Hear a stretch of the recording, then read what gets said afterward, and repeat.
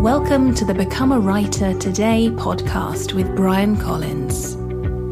Here you'll find practical advice and interviews for all kinds of writers. So who are you studying? That's the question I want you to ask yourself if you want to improve your craft as a writer. Hi there, my name is Brian Collins and welcome to the Become a Writer Today podcast.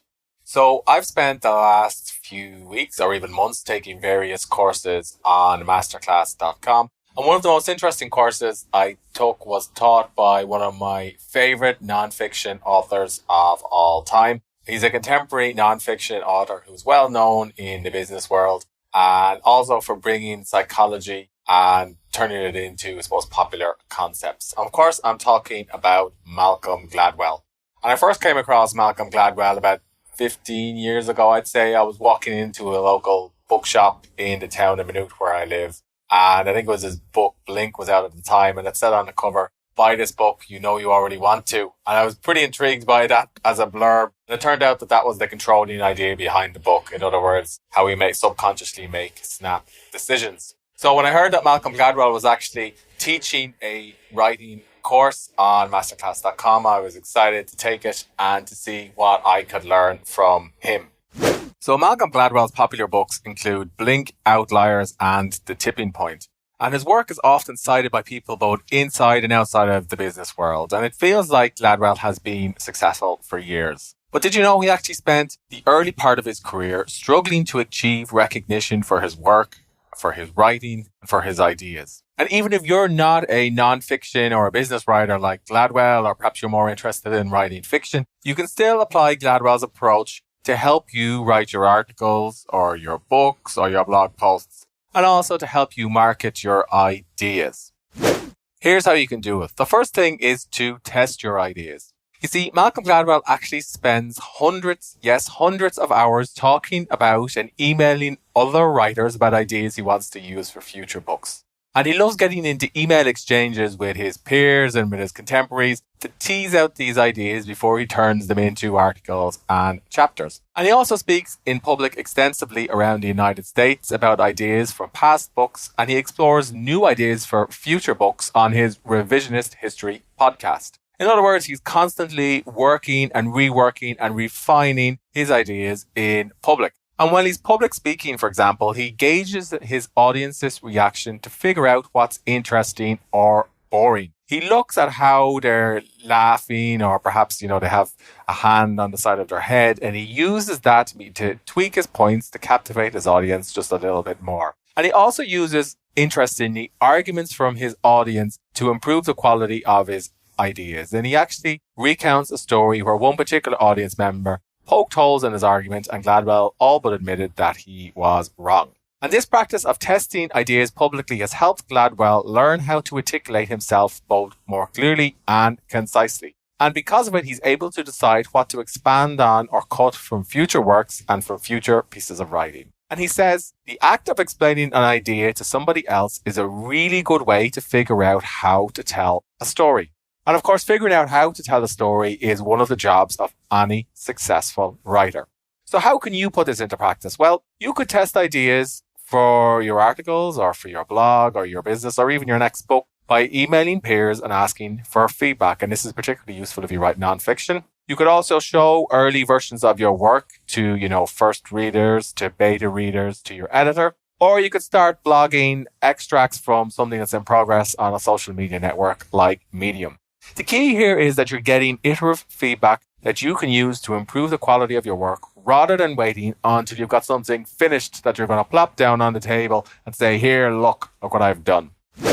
The other takeaway from Malcolm Gladwell's practice is to make it, then promote it. Gladwell's debut nonfiction book, The Tipping Point, is one of his most famous works. And in this book, he explains how little things can make a big difference. In fact, he uses Pareto's 80-20 principle as an example. And this is one of my favorite productivity principles. And it states that 80% of the work is done by 20% of the participants. But did you know that The Tipping Point wasn't a huge success, at least at first? Gladwell said, the book didn't do well at first. I got it in my head that if I kept touring and I kept giving talks about it, it might revive. And I basically did endless promotions for 2 years. And The Tipping Point, based on his endless promotions, eventually entered the New York Times bestseller list as a paperback. And according to Gladwell, that's when it was a successful book.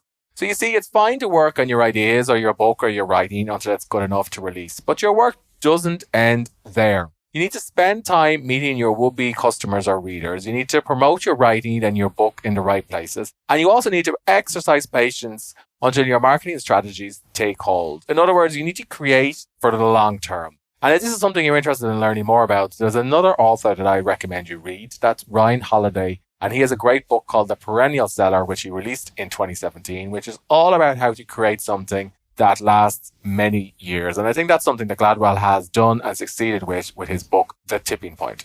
The third takeaway from Gladwell's approach to writing and creativity is to avoid excessive ownership over your ideas or your writing. Malcolm was actually surprised by which ideas caught on from his book, Outliers, notably the idea about mastery of a skill requiring 10,000 hours or 10 years of deliberate practice. And this is actually something that I wrote about in my book, The Power of Creativity. And it's a concept that's always intrigued me, the idea that you need to put 10,000 hours into something to really master it, to really become, a successful writer or to write the great American or Irish novel and so on. And Gladwell says he actually found himself in the curious position whereby the book's ideas and arguments were often misconstrued by others. He said, once you've written something, it no longer belongs to you, it belongs to your readers. And when your readers buy your book, they're really buy your ideas and your ideas become theirs. So you see, when someone buys your book or reads your articles, you may be surprised by what they respond to, by what they share, by what they like or dislike. Now, you can get in front of this issue by recruiting early or first readers. An early or first reader will provide frank feedback about your writing, about your chapters and so on before you hit publish. And this is something that I used for my book, The Art of Nonfiction, and it helped me fix issues in the book that, I'd overlooked during the editorial process.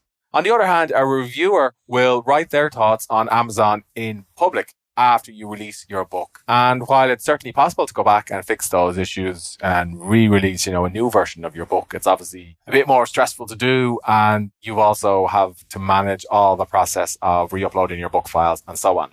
So the takeaway is that you can address the first type of feedback immediately, that is feedback from beta readers, and the second type of feedback, that is feedback from reviewers over the long term. It's up to you to decide which responses to address and which ones to pass on. But just don't take excessive ownership over your product where you say, this is mine and I'm not doing anything with it.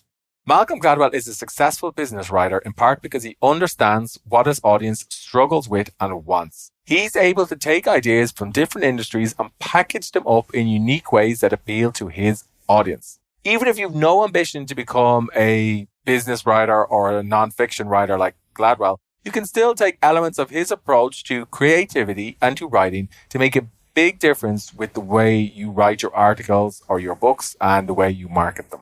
So I hope you found this short podcast episode helpful. I'd encourage you to try Masterclass, becomeawriter.today.com/try-masterclass if you're interested in learning more from Malcolm Gladwell. And it really is one of the most interesting online creative writing classes that I've taken so far. Thanks for listening. I hope you enjoyed this podcast episode. If you did, please leave a rating on the iTunes store. And if you want to accomplish more with your writing, please visit becomeawritertoday.com/join and I'll send you a free email course. Thanks for listening.